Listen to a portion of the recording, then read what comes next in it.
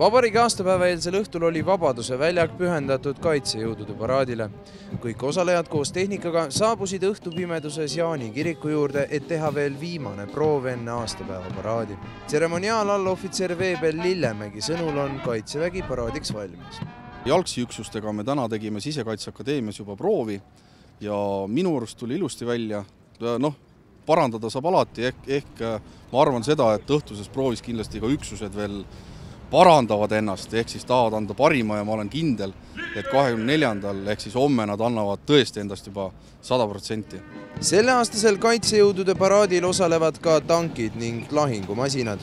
Hoolimata roomikmasinate suurest kaalust kujunes nende väljakule toomine edukaks. Esmakordselt tulid Abramsid, mis on päris rasked ja kuna siin Vabadusel väljakul on ka kaalupiirangud, siis hoidsime natuke hinge kinni, et kõik ilusti läheks, et midagi juhtuks ja õnneks praegu roomiktehnika peaks olema oma kohal ja valmis siis paraadiks ja möödasõiduks. Kõik, kes soovivad paraadi ja tanke oma silmaga näha, on oodatud Vabaduse väljakule.